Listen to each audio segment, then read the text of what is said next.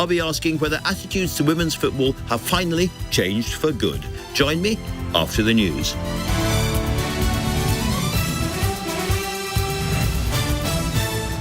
On your radio, on the LBC app, and Play LBC. leading Britain's conversation. This is LBC. From Global's newsroom at 6 o'clock, Essex police have rejected claims that they bussed counter-protesters to demonstrations at a migrant hotel in Epping.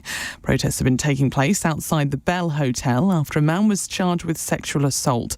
Last week, a report warned there could be a repeat of street violence in Southport unless Labour gets to grips with the issue. Former Australian High Commissioner to the UK, Alexander Downer, has told LBC the Rwanda plan should be brought back. Eat humble pie, reactivate the Rwanda plan, make it work, and that will be spectacularly successful. Well, I can tell you from an Australian experience where we had the equivalent plan, and now we get almost no people coming at all on small boats. That solved the problem. 3 people from the same family have been killed in a shooting in County Fermanagh. A 4th person, a man from the same household in Maguire's Bridge, is being treated in hospital. Palestinian health officials say a further 10 people have died from starvation in Gaza in 24 hours. Israel denies blocking aid. And England forward Marcus Rashford has joined Barcelona on a season's loan from Manchester United. The deal includes an option to make the switch permanent.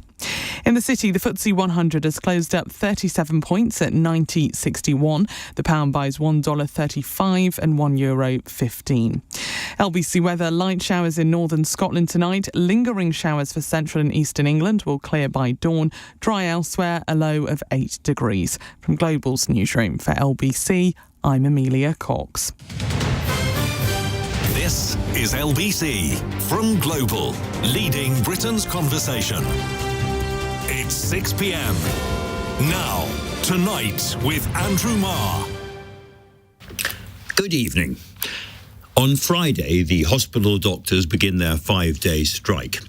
Here's the Health Secretary, Wes Streeting's verdict. He says after a 28.9% pay hike in the last 3 years and the highest pay rise in the public sector 2 years in a row, strike action is completely unjustified, completely unprecedented in the history of British trade unionism, and shows a complete disdain for patients and the wider recovery of the NHS. So that's clear enough. We'll hear from the British Medical Association, who called the strike, in a few moments, as well as from one of our most prominent doctors, Lord Robert Winston, who recently left the BMA over this issue. But in one sense, it's bigger this than Wes Streeting's response. As we discussed yesterday, the Chancellor, Rachel Reeves, is now in an agonisingly tight spot, caught between the markets, who fear that Labour isn't properly in control of spending, and her own previous promises, which mean that the big taxes can't go up to fund, for instance, higher pay in the NHS. This means that the fight between the resident doctors and the government isn't a local skirmish. It's become a titanic political confrontation which ministers simply can't afford to lose. Meanwhile, the doctors have much less public support than they're accustomed to. A year ago, 52% of the public said they supported them. That's now down to 34%, and some pollsters give much smaller numbers than that. So let's begin tonight with Dr. Ross Nieuwoudt, the co-chair of the Resident Doctor Committee at the BMA.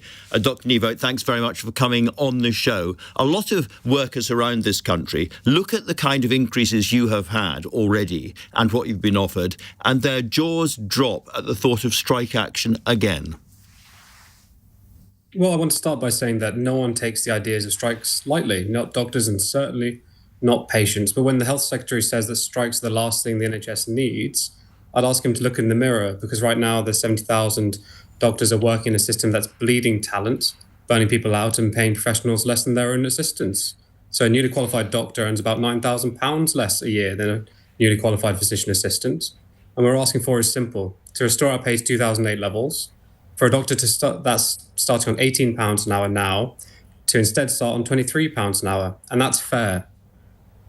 They may be fair, but it's also kind of a historic grievance which this Labour government isn't responsible for in terms of what happened under the Conservatives. If they give you the kind of increase you're looking for, then wave after wave of other public sector workers are going to want big increases as well. And we know that we are on the edge economically. The economic consequences of that would be very, very serious, which is why I said at the start, they can't afford to let you win. Well, obviously, I would have to disagree, because I think we're in a position where so many doctors are leaving to other countries for better pay and better conditions, because it's not just our pay that's eroded. I think West Streeting's made it very clear that our conditions have absolutely plummeted as well. And when doctors are seeing that they're being paid significantly less than they used to be and treated significantly worse than they used to be, then something has to give. And if negotiation and words aren't working, then we're driven to take the only action that anyone appears to pay attention to, and that's unfortunately strike action. But as I said, we don't want to strike. There does not need to be a single day of industrial action. All we need is a credible offer to avert the strikes. I can remember talking to the BMA under the previous government, and one of the criticisms that was made of them again and again is they won't even talk to us, they won't even sit down with us. Now, Wes Streeting has sat down with you guys and gone through all sorts of ways of kind of alleviating career problems and training problems and making your lives a bit easier, and yet it appears to have absolutely no effect. I mean, it certainly had an effect. I think we're closer than we were before we spoke. That being said, what we ended up receiving was not an offer. What we ended up receiving was a promise of further talks or more talks. There were no numbers, there were no definitive values, there's nothing substantive. And unfortunately, in that position, in the context of last year's non-pay elements still not being delivered and still not being implemented, despite, on paper, they were meant to be delivered at the end of last year, you're in a position where it's difficult to have faith that those things are going to happen. So far, we've not seen any significant improvement in our conditions, despite agreeing on getting those conditions improved last year. And it makes it very, very hard to engage on that. And we've always said, this is a pay dispute. Our pay is eroded. A lot of doctors have lost faith the conditions are going to improve at all. So they may as well be paid well to suffer. Teachers, refuse collectors, transport workers, so many people around the country feel they need a pay increase. And they'll be looking at you, and if you win, they'll be thinking, me next. Now, this puts the whole country into a very, very difficult economic position. I'm just wondering what you think about the wider pressures on this government. It's not that they want not to give you the money. It's not that they are particularly mean-minded people. It's at the moment, the consequences of giving in to this demand would be economically catastrophic. So we've heard all throughout the Conservative government and governments before that, and I'm sure governments after that, now's not the right time to restore our pay. And I beg the question: when is a good time? Because it doesn't feel like there ever will be. Maybe when the economy is going a bit better. Maybe when the economy is going a little bit better.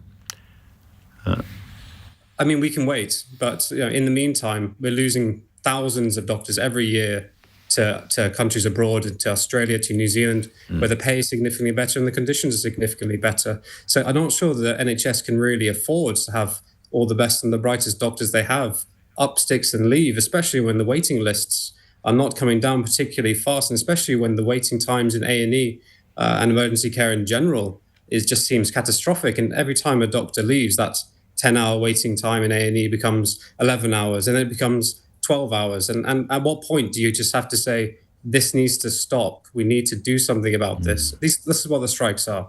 Doctor strikes are the canary in the coal mine for the NHS. I do understand that. How concerned are you about the fact that more senior doctors, consultants and others are going to try and cover your work as well as doing their own elective procedures? Well, I really hope that they're not put in that position by Trust's leadership. What they should be doing and what they've done the previous 11 rounds of strike action and what has been safe the previous 11 rounds of strike action is to follow the system we've had for 10 years, with the agreement that we've had with NHS England for 10 years, which is cancel the elective work so that we can ensure that there's safe provision of emergency care for the patients in the NHS that desperately need it. Final question. at the time of the first strike, about a year ago, there was huge public support for this. Well over 50% of people polled said they backed you. And we can all remember the sort of toots of horns of cars going past and, thumbs up from the public. This time it feels different. This time you don't have public support in the same way. Does that weigh on your mind? Is that a problem for you? So I think we need to remember that there's not a divide between doctors and patients. I'm a patient. My family are patients. All of us are patients. No one wants to see any strikes. So I'm not surprised that when the public is asked the question of whether they're going to support strikes happening again with all the disruption associated, but there's frustration there. But I would also say that if those same people are asked the question of is a first-year doctor worth only £18 an hour, they would probably say that they're not, and they're worth what we're asking for, which is only £23 an hour, which would still be less than what a physician assistant starts on. That may be your strongest argument so far. Ross Nieuwoudt of the BMA, thank you very much indeed for talking to me tonight. Now, listening to that was Lord Winston, Robert Winston, the IVF pioneer who joined the BMA in 1964 and resigned from it earlier this month over the strikes. Robert, what do you make of what you've just heard? Well, I'm afraid what is so interesting about this argument is that there isn't the slightest moral compass in it whatsoever. He talks about the brightest and the best. How do he know that these are the brightest and best doctors? When he talks about thousands of doctors leaving, yes, of course, there are people dissatisfied. I left the country to train elsewhere. I think the NHS benefited from that. I came back again, of course. I was paid far more in the United States than I ever was here. I was paid more in Belgium than I was paid in Britain. But I never intended to leave the service. I didn't leave for these sorts of reasons. And he talks about £23. I think, well, actually, my first month's pay as a house doctor in a teaching hospital, my first month in hospital, I think the paycheck actually was less than £23. It was about £19, and I think something like 16 shillings or something. Now, I know, of course, prices have changed completely, but that covered my living expenses because they paid for that. But I couldn't have possibly considered a mortgage, and of course I didn't buy a house until I was 10 years into the profession. I want the doctors looking at this just to think about this very carefully, because you are in front of somebody who's really, really vulnerable. They're anxious, they're possibly in pain, they think they've got something wrong with them. That wrong may be much worse than they imagine, and they imagine that it may be much worse. They recognize they're going to have difficult treatments which are going to be embarrassing. They recognize that they're going to have to undress in front of you, and they are deeply concerned. And of course, they're not only concerned about themselves, they're concerned about their families and everybody else who's dependent on them. And therefore, you have to have an extremely good reason to withdraw your labour. If you do that, actually, you run the greatest risk of all in medicine, which is to lose the trust of your patient. That is what is happening at the moment, and that can't be allowed. Let's forget about the politics. I'm not talking about a politician. I agree completely with Wes Treating, but there are many things about him that I probably would not support. But this certainly I do. I don't regard myself as a politician at all. A member of the House of Lords, really largely, effectively crossbench, but within the Labour Party. And I speak what I think is necessary. So I have to say that this is a moral issue, and it goes against all the grain. We never struck. We often had very, very bad working conditions. They can be addressed, and actually Streeting needs to do something about that urgently. And he's already offered a number of things which are possible. Does it go against the Hippocratic Oath? I don't know that the Hippocratic Oath nowadays is really worth very much, because it talks about things that we now take for granted, abortion, for example. But I think the idea of the Hippocratic Oath is something which is ingrained right through medicine to the present time. You're there to serve. Yes, you are. You are actually a servant. And, the great thing is that somebody who's been vulnerable in front of you will remember you in 12, 15, 20 years' time. It's the greatest privilege of all. And they will know actually what you did for them, and they will remember that. As I said, you joined the BMA back in 1964, when I was very small. And you've been in it ever since, and this month you left. Was that an emotionally difficult thing to do? You must have been very angry. Yes, I was extremely angry, because I felt that actually one of the things the BMA has, amongst many other things, is a committee which is an ethics committee. It's nationally recognised as an ethics committee.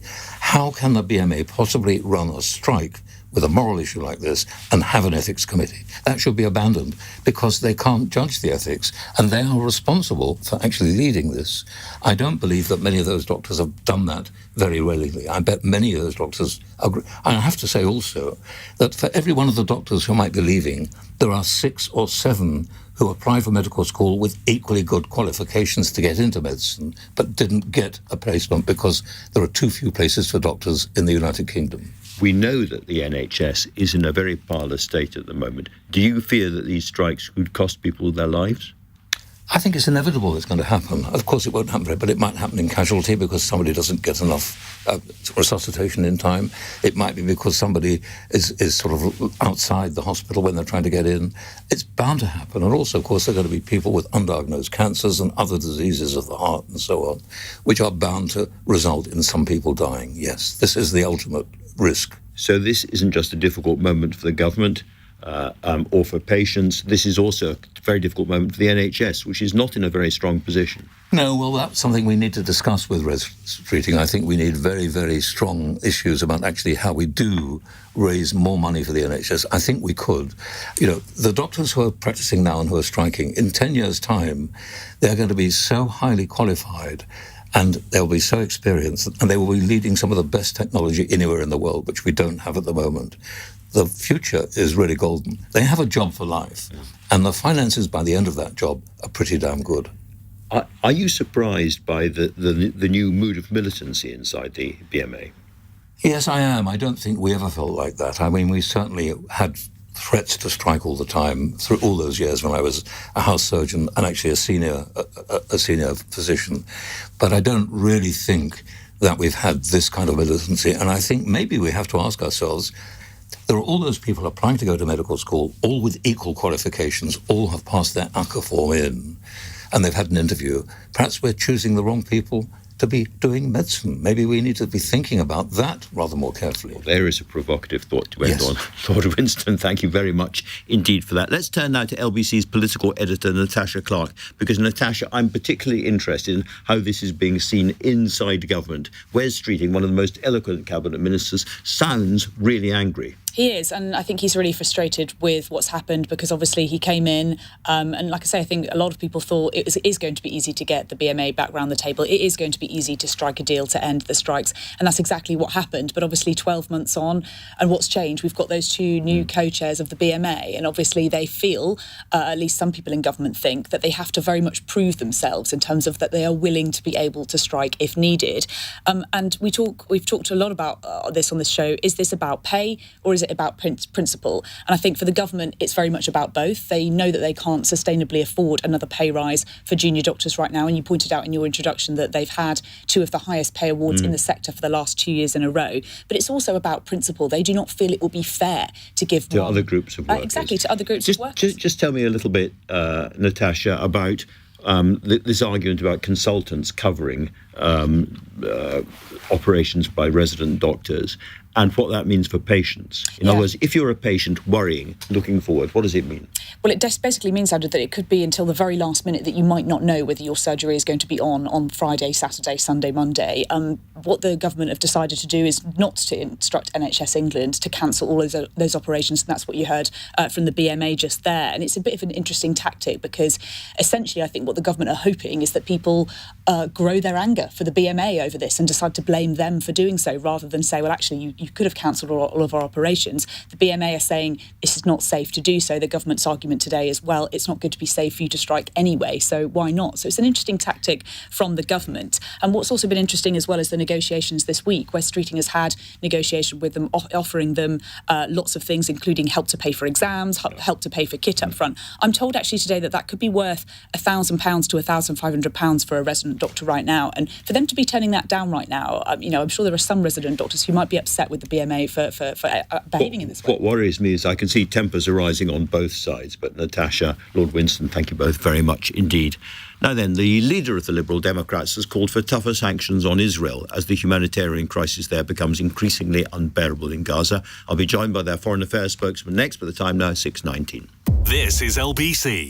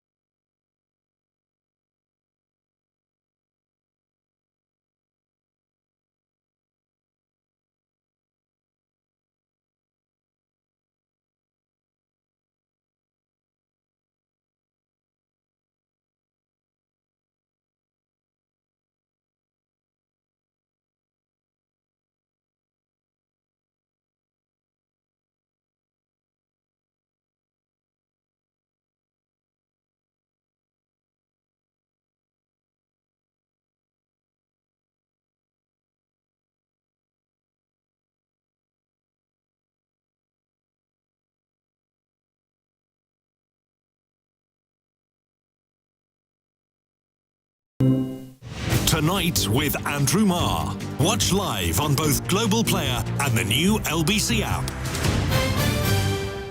6:21. On the surface, the Israeli government remains blandly indifferent as around the world horror and anger about mass starvation in Gaza builds up. Here in Britain, the Prime Minister, Keir Starmer, is under pressure from some of his own cabinet ministers to declare support for an independent Palestinian state. And today, the London Mayor Sadiq Khan called for it as well. While the Liberal Democrats also today have hardened their policy into calling for a complete ban on any arms exports to Israel immediately. The pressure is on. Let's turn to Calum Miller, the Foreign Affairs spokesperson for the Liberal Democrats. I asked him for his reflection on this moment in the long and ghastly history of Gaza. An appalling moment, Andrew. I think none of us could watch the images we see of starving children and the information that's coming out from a wide range of respected NGOs today and not feel deeply angry that we find ourselves here today. It is true that there's been huge suffering on both sides, and the legacy of the attacks of the 7th of October have obviously had a deep effect on Israel's approach. But I don't think anyone can consciously accept what is now happening in Gaza, nor that the Netanyahu cabinet is facilitating it through the aid blockade and through this aggressive military campaign. So the big question is what more Western governments, including relatively sympathetic ones, can do to put pressure on the Netanyahu regime. Now, you are calling today for an immediate ban on all military supplies. That presumably includes the parts of the F-35 jets, the wheels and so forth that Britain makes. Absolutely. It's clear that the Israeli Defense Force is prosecuting its attack on Gaza using all of the weapons and material in its arsenal. And it's just unacceptable that the UK continues to be supplying part of that. We've called now for months for the UK to take that responsibility very seriously. And we do not accept the government's argument that it's impossible in a sophisticated supply chain to track those parts that the UK is responsible for supplying directly to Israel. So we're calling on the UK today to do the right thing and make sure that we're not part of this carnage.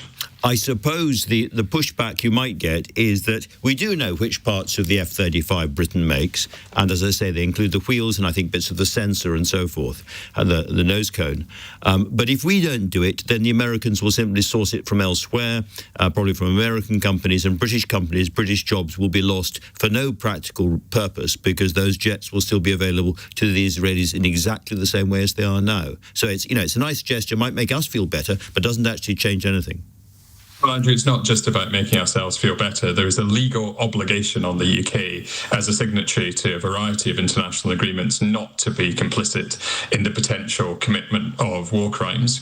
The ICJ has had a case in front of it since January 2024 in which it ruled that there was a plausible case to be considered brought by South Africa that the Israeli government was committing genocide against the Palestinians. And that, even though the actual test has not been reached yet, that places obligations on all countries to do everything in their power to prevent that from happening. So it's an obligation that the UK has, and that under international law it should take extremely seriously, and it's very disappointing the government has not spent the months since that judgment in January 2024 finding a way to take UK parts out of the supply chain to Israel. Calum, you mentioned South Africa there. I'm old enough to remember the campaigns of boycott against South Africa in the old days. What's your view, what's your party's view on trading relations with Israel? Because the European area, including ourselves, the European Union and ourselves, are one of Israel's biggest trading partners. Are your party calling for some kind of boycott or disinvestment? We've already welcomed the UK government's move to suspend the so-called partnership agreement with Israel and negotiations on that. And I think it's important that we do look at all aspects of the relationship that we have with Israel. Our trade agreements require us to look at the human rights record of the countries with which we trade. And under the circumstances, I think it's right and proper that those should be tightly considered. What we are specifically calling for are direct sanctions on Benjamin Netanyahu, on Israel Katz, who is the defense minister who's advocated for and authorized much of the military activity in Gaza, and for those top generals who are prosecuting that campaign. These are all senior figures in the chain of command who we believe are facilitating something which goes against all international law, and therefore we think there should be direct sanctions against those individuals as well.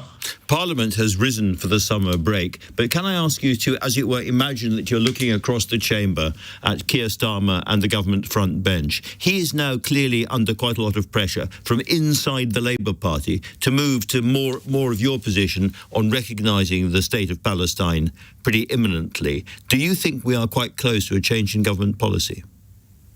Andrew, I very much hope so. I, along with all 71 other Liberal Democrat MPs, wrote to David Lammy a couple of months ago calling for recognition. And it was very striking in the House of Commons on Monday that while David Lammy was defending the government's current position, he was being openly heckled by members of his own side, calling for him to go further. And it's a while since I've heard a senior cabinet minister face that level of disrespect and heckling from his own side.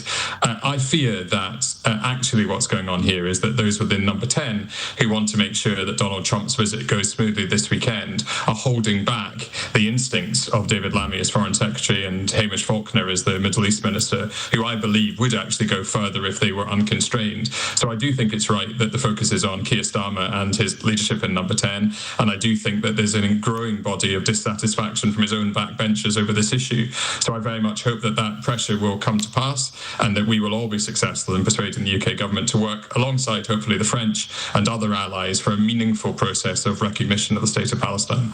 Very interesting analysis, Calum. Thank you so much. Thank you. In Ukraine, big demonstrations, but this time against President Zelensky himself. Earlier this week, the Ukrainian parliament brought in a bill to bring the Anti-Corruption Bureau in the country and the Anti-Corruption Prosecutor's Office under the control of the presidency, which he said was necessary to purge them of Russian influence. But for much of Ukrainian civil society, this is in effect a pro-corruption bias. And it comes at a time when a property developer in Kiev, said to be a close friend of Zelensky's, is a suspect in a large-scale corruption scheme. Anti-corruption activists are crying foul and claiming that democracy itself is now under threat. I'm joined by Arseniy Yatsenyuk, who served twice as Prime Minister of Ukraine before the invasion. Mr. Yatsenyuk, thank you very much for joining me. Do you understand why President Zelensky has made this move, and can you explain the motives behind it? Let me share with you a fresh news. President Zelensky just has issued his video address saying that he is ready to introduce a new bill, which is to provide a comprehensive independence for all anti-corruption agencies in Ukraine, both Anti-Corruption Bureau and Anti-Corruption Prosecutor's Office.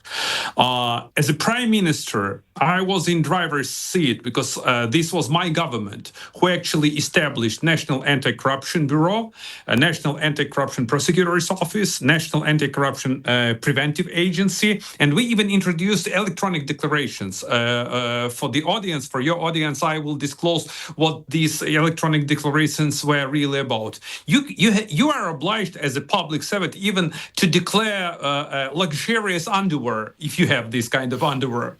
So we made a tremendous progress.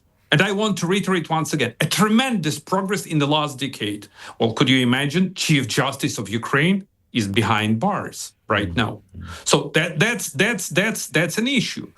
So as far as I understand, the president has realized that he has actually to reverse the course and to lead the fight against corruption. Under the law that has been adopted, an attorney general received vast powers to procedurally supervise both an independent bureau and prosecutor's office. Yeah, you want to ask something? So I was going to say, is this a rare example of a political leader listening to protesters in the street and answering and giving them what they want? Well, frankly speaking, this was the only option on the table. I do believe that President Zelensky wants to have a strong and reputable legacy as the president and commander-in-chief who is to win the war against Russia and who is to win the fight against corruption in case if he wants to win the re-election. So going back to the Attorney General, the guy who is in this office, he has quite good reputation because he was a chief investigator in the criminal probe against the pro-Russian President Yanukovych, and he did well, okay? So once again, it's up to them to decide so the whether only they are ready thing to that deliver Well, Yeah. the only thing I don't understand is why President Zelensky would have brought in these bills that have caused all the protests and the problems in the first place. Why he would have tried to take control or authority or power over these anti-corruption organizations. I do not support the bill that had been passed. They made a mistake. And I do hope that the president and the entire political establishment will urgently correct this mistake. All right, Mr. Yatsenyuk, Arseniy Yatsenyuk, thank you very, very much for clearing that up with LBC. Now, coming up, Barack Obama has refuted Donald Trump's allegations of election interference in 2016. But is this all just a distraction from the Epstein case? I'll be joined by a leading British journalist now living in the United States in a few moments. Time now, 6:31, and Amelia Cox has your news headlines. Essex police have rejected claims by Nigel Farage that counter-protesters were bused to a demonstration outside a migrant hotel in Epping. The Chief Constable says some were transported away from the site for their own safety. 2 children and a woman have died in a shooting in County Fermanagh. A 4th person, a man, remains in a serious condition in hospital after the PSNI was called to Maguire's Bridge this morning. And more than 100 aid organisations have signed an open letter demanding an immediate ceasefire in Gaza. Mercy Corps, the Norwegian Refugee Council and Refugees International are among those warning mass starvation is spreading across the territory. LBC weather, light showers in northern Scotland tonight. Lingering showers for central and eastern England will clear by dawn. Dry elsewhere, a low of 8 degrees. Nick Ferrari at breakfast on LBC. Let's turn to Heathrow Airport, where the latest financial results are out and they seem positive, and plans to invest for better passenger experience. Let's bring to the conversation Thomas Walby, who's the CEO of Heathrow Airport. How can you possibly talk about a positive passenger experience when you closed the airport for an entire day, disrupting the plans of 250,000 people? Well, the safety was prioritised on that day. I think the various reports that have come out of that clearly documents that the right decisions were taken. Not by you. You slept through it. Nick Ferrari at breakfast. Back tomorrow morning from 7. Listen on your radio, on Global Player and the new LBC app.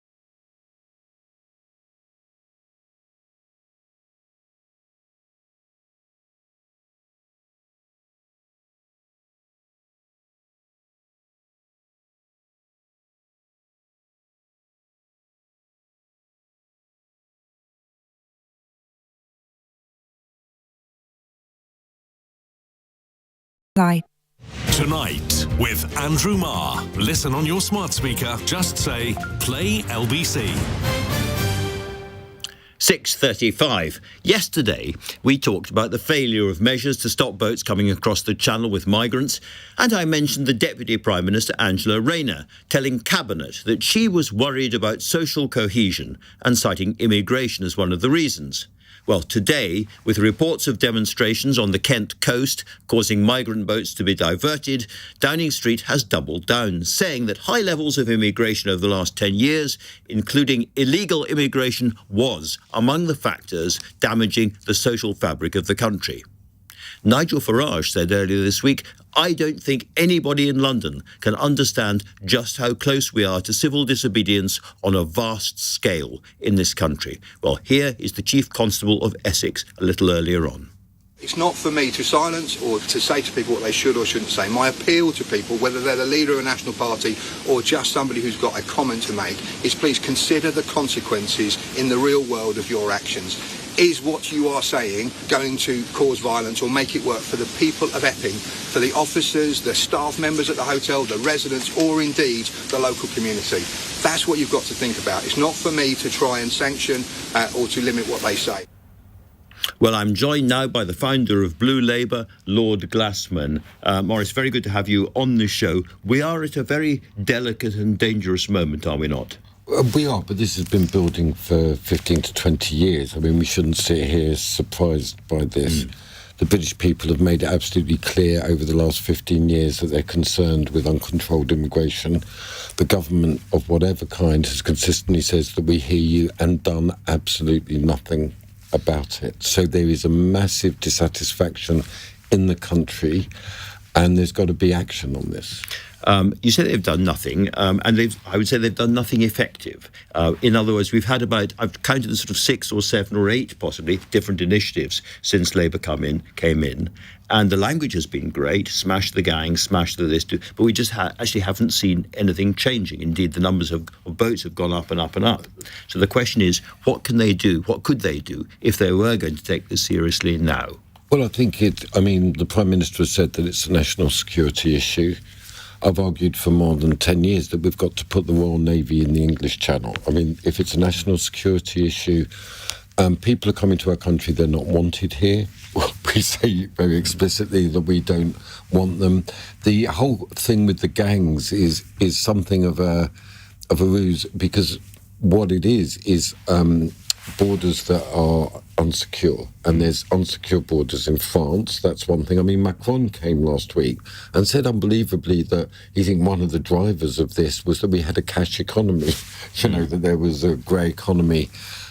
We've got to be much more resolute, and this goes to a deeper crisis, Andrew, of the effectiveness of the state. You're right. The state is pretty feeble. Can I just jump in and ask what you think about identity cards for all? It seems to me, if we all had identity cards, and without them you couldn't get access to benefits, you couldn't get access to housing and so on, and health, that would reassure people and would be the beginning of the state taking back some kind of control. Yeah, I've completely changed my mind on that issue. I used to have a civil liberties concern. I like walking down the street without any papers, but those days are over. If we're going to get a grip on immigration, certainly identity cards are high on the list, but we've also got to act effectively to stop it, and there's ways of doing it. I mean, I'm going to Ukraine on Sunday, and one of the things I look at when I'm there is their drone production. They have drones that could target each boat and tell them to turn back. There's means and effective means of dealing with it. And what the people in the country are saying, well, why aren't you doing it? And I think a key issue here is this whole thing with the Human Rights Act. And I was going to ask about that. You mentioned sort of your old civil liberties instincts. I think most people on the left have some kind of civil liberties instincts. And when they hear, for instance, Chris Philp from the Conservatives was sitting in that chair yesterday, and he said, we have to abolish the Human Rights Act, and we either have to leave or at least severely modify the European Court of Human Rights. Now, for an awful lot of people on the left, that's just unthinkable. Yeah, well, they've got to start thinking. I mean, this is a very different world. We're in a very new era, and one thing people on the left should certainly think about is trust with the working class. I mean, we have got to stop demonising people who are making completely legitimate concerns. As regards to the ECHR, we shouldn't be in it anyway. I mean, this was...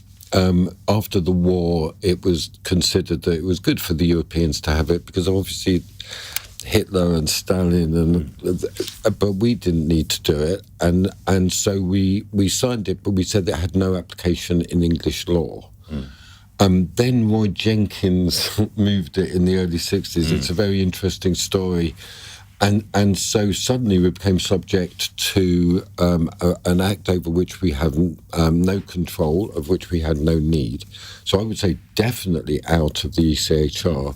And the Human Rights Act itself is redundant. We have the most effective liberties in the history of Europe, and we should be proud of that. Final question. Do you think that Nigel Farage's language, which I just quoted then, is incitement or, as it were, sober warning? I think it's on the side of a sober warning. We've got to stop being in denial. People are really angry over a range of issues, and they're above all angry about the ineffectiveness of government and the gap between the rhetoric and the reality. And I think we've got to pay attention to that. All right, Lord Glasman, Maurice Glasman, thank you very much for coming in and talking to me.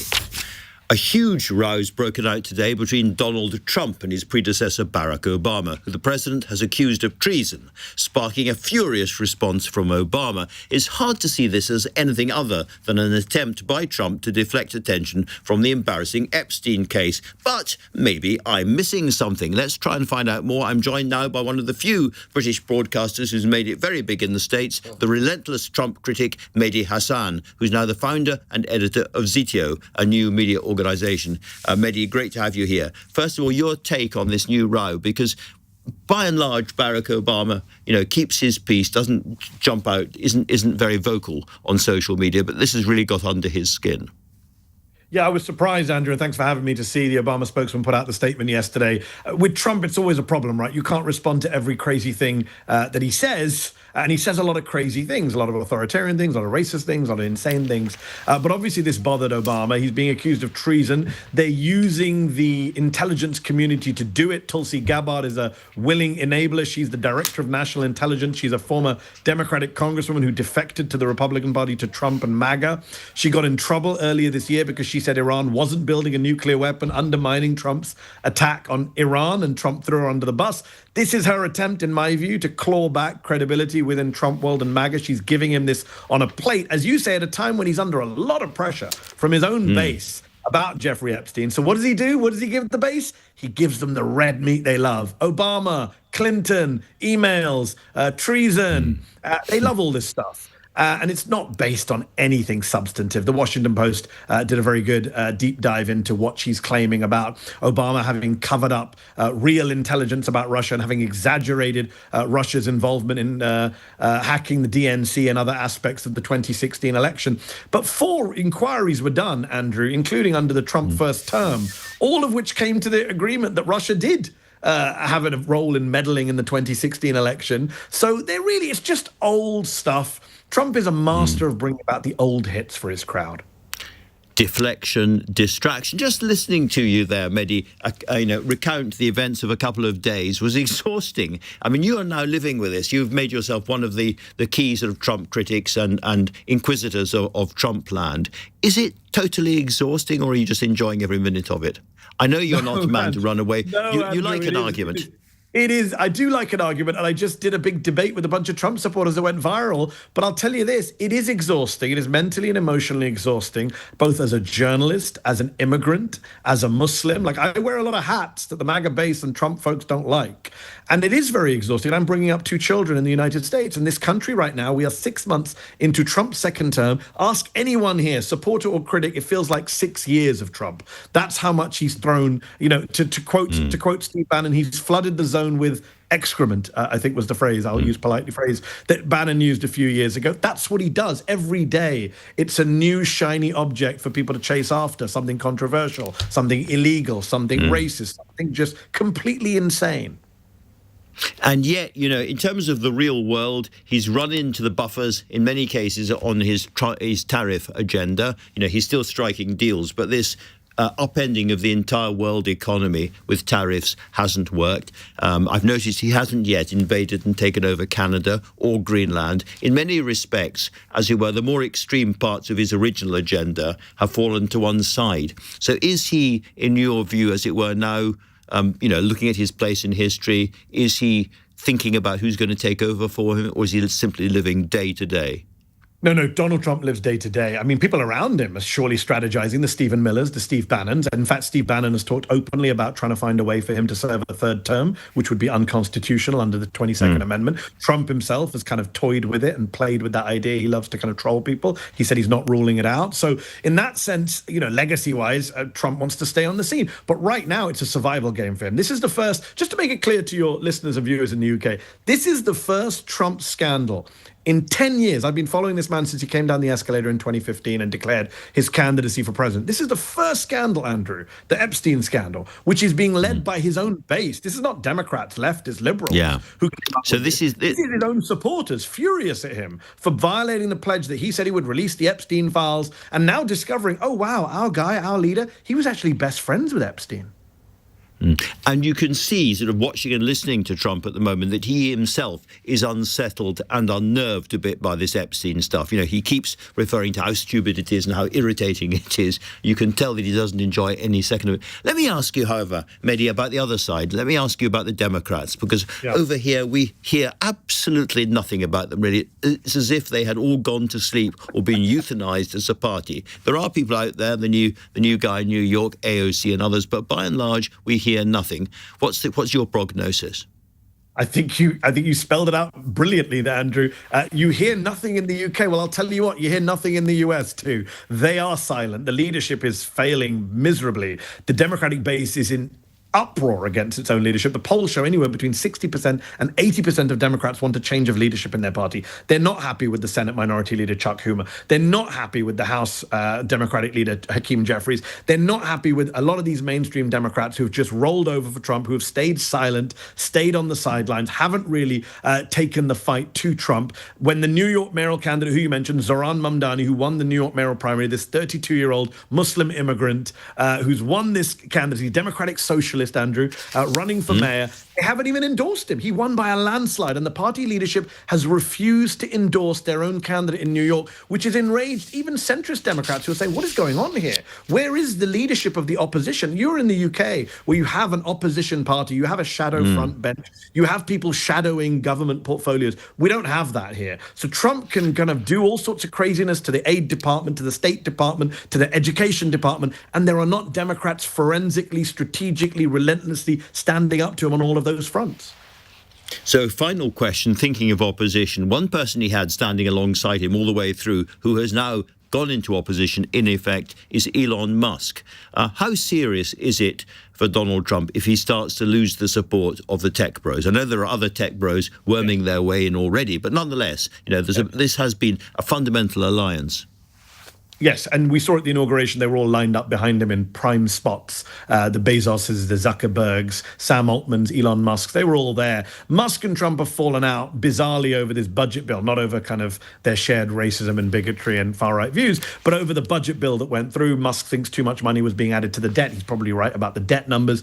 He's claimed he's going to fund an America third party, which would be nonsensical. Andrew, you know better than me. It cannot work in the two-party system in the United States with the Electoral College to have a third party. Look, if he does, Musk start funding candidates against Republicans in key swing seats, that would be a problem. But I don't think he'll do it because Trump has already threatened to take away his government contracts. And the one thing we know about Elon Musk is put aside ideology, put aside his Twitter freakouts. He wants his money, and he's not going to do anything but threaten. He wants his money, as do we all. Mehdi Hasan, great to talk to you. Thank you very much indeed. Now then, coming up, a former head teacher in Leeds was arrested at a Gaza protest for holding up a Private Eye cartoon about Palestine action. I'll be joined by the editor of Private Eye next, but the time now is 6:49. Coming up at 7 on LBC, Ian Dale. On the show tonight, we have a debate between Adrian Ramsey and Zach Polanski, who are competing for the Green Party leadership. They'll be taking your calls. Ian Dale on LBC.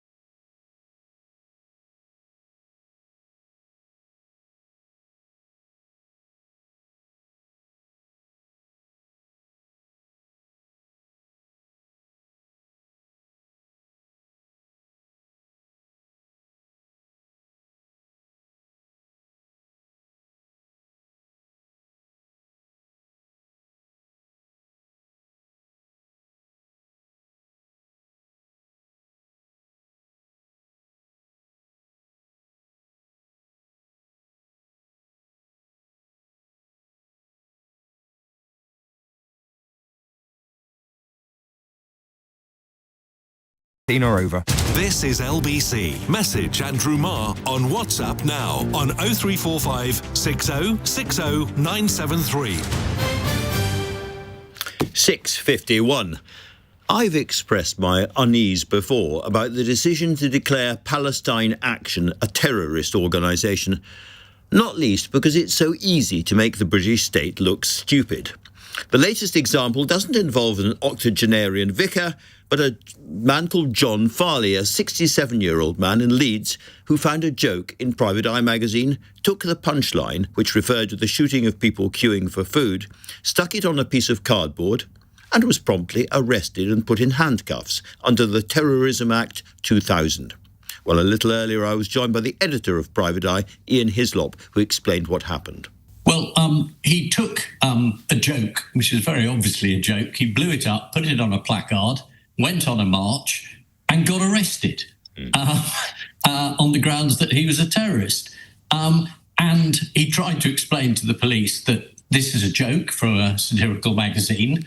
You know, quite sad that the police hadn't actually heard of it. That was pretty disgraceful. But then they handcuffed him. They put him in a van, they took him away, and then they let him out. I mean, this is a retired headmaster, who was there not with Palestine Action, with Palestine Solidarity, completely different, not a prescribed organisation. And under these ridiculous rules, he ends up getting arrested. And to be absolutely clear, Ian, the cartoon doesn't say support Palestine Action or Palestine Action is a good thing or anything like that. It compares two attitudes to Palestinian demonstrations, what's going on with the shooting of people queuing for food and throwing paint at an aircraft. Exactly that. It says, what sort of Palestinian actions, you see, it's a play on words, do we find acceptable? We don't find acceptable people throwing red paint at warplanes. We do find acceptable shooting people who are starving in a queue for aid. That was the joke. It's a dark and brutal joke, but it's not exactly an incitement to terrorism, is it? No, and I know you've been saying this, but we had a go too before they brought this in, saying, fine, if you want to prosecute people for criminal damage, that's covered. I mean, don't apply it to terrorism.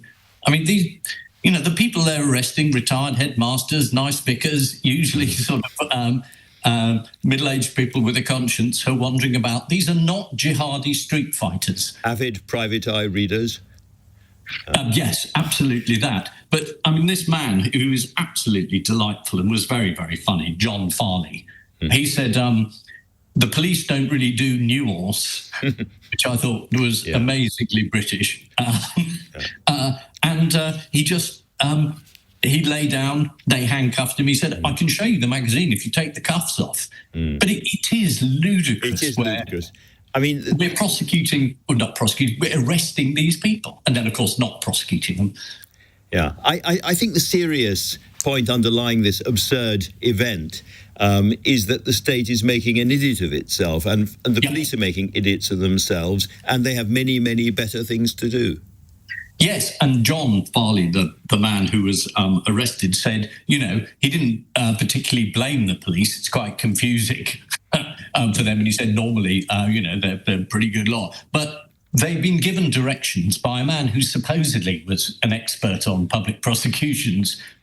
This is Starmer coming up with an absolutely absurd idea. Absolutely absurd. And I mean, I should make it absolutely clear, I don't know about you, I don't personally support any organisation which calls for the eradication or wants the eradication of the State of Israel, no matter how badly Israel behaves. However, there's a real problem here that the police seem to be seeing a pro-Palestinian flag or a pro-Palestinian placard and assuming that is Palestine Action and that therefore it's a prescribed organisation. They're blurring the whole thing. And, they swing both ways. If you remember the last sort of police thing, they were failing to arrest people who had paragliders strapped to them on demonstrations. Nobody's saying this is easy, but the Home Office and this government has made it silly. I mean, they're absolutely making themselves look ridiculous. And, the serious point is obviously, this is a freedom of speech issue, really, isn't it? It certainly is. Are we not allowed to criticise government policy? at all. We all now have to watch our words around this issue, apparently. I can only hope, Ian, that the Home Secretary and other people in the Home Office are also avid readers of Private Eye and get the message. I do hope so. I mean, there's a rather nice bubble joke in the latest issue of the Home Secretary saying we can't have people make our policy in Gaza into a joke. That's our job. Indeed. Well, be very, very careful the Rosses aren't on the door for that one. Ian Hislop, thank you so much. Thank you. Let's talk now about women's football after the Lionesses' triumph over Italy, that from the jaws of defeat victory on Sunday. Many of us only really came alive to women's football, I'm afraid, at the time of the World Cup. But I'm beginning to wonder whether popular culture has just passed a tipping point, moving from a time in which there was, certainly for male fans, football. And then there was women's football, to a time when the two are reckoned equally exciting. I'm joined now by Suzanne Wrack, the women's football correspondent for The Guardian and author of A Woman's Game, The Rise, Fall and Rise Again of Women's Soccer. Suzanne, thanks very much indeed for joining me. This was a very, very exciting game. And I have heard some people say that actually women's football, because it doesn't have the sort of Royal Shakespeare Company aspects, if I can put it that way, of some male football players, is more exciting. I mean, I think there's definitely an argument for that, although I think as the game grows and there's more money involved and things are a little bit more high risk, you may well see that kind of element creep in a little bit when there's more on the line, right, and more riding on things. But it's certainly cutting through significantly. I watched a wonderful video earlier today of a young boy being told, must be 10 or 11 maybe, being told by his dad that they've got tickets to the final and they're going to fly out. And this little boy with Ella Toon on his back, at the back of his England shirt, is crying his eyes out, floods of tears. I mean, you just wouldn't have imagined that kind of scenario happening 5-10 years ago. How much has this game changed? Because I can see you've got an Arsenal shirt, a women's Arsenal shirt on there. This is a big, big issue at club level as well. And we're seeing clubs getting really quite big crowds these days. Yeah, I mean, Arsenal have really been leading the way on that front. Huge attendances at the Emirates Stadium. They hold the record for like the top 4 or 5 attendances in England. And there's been a dramatic uplift in sort of interest and people going to games sort of week in, week out. That's been helped by things being made more accessible, by being put in the big stadiums, by affordable ticket prices, meaning people can take sort of families and stuff in a way that they can't to men's games because you just can't afford to. So you automatically get a more family-friendly atmosphere. It's not manufactured. It's just that you can afford to take your family. So, people just behave differently around women and children when it's not just a big bunch of lads. So it's quite a natural thing, which is quite wonderful. That's absolutely right. Last question, easy question for you. The final again. Are we going to win? I think it's the most difficult question. I mean, you would have said that England wouldn't have reached this point if you had watched any of the games so far. So, somehow they've scraped through that quarter-final against Sweden, the semi-final against Italy. So it's all a bit up in the air. If they play Spain, if it's Spain that get through against Germany tonight, then it's a really difficult ask. They beat them in the World Cup final. England beat them in 2022 in the quarterfinals. There's a real rivalry building there, but you have to be pretty perfect to be able to get past them. So it's going to be interesting. To mangle my sports is going a bit Andy Murray. Suzanne, thank you very much indeed for that. I'll be back with you tomorrow. If you've missed any of today's show, you can listen back on Catch Up on both Global Player and the LBC app, where you can stay up to date with all the latest news and opinion. You can download the official LBC app for free from your app store now. Coming up at 10 on LBC, it's Henry Riley. But right now, it's time for Ian Dale. Thanks, Andrew. Tonight at 8, an extended debate between the two contenders for the Green Party leadership, Adrian Ramsay and Zach Polansky. They're going head-to-head for 90 minutes, answering my questions, your calls, and quizzing each other. Voting opens in just over a week's time, and the result of this leadership election could determine the direction the Green Party takes for a generation. Will they become firmly established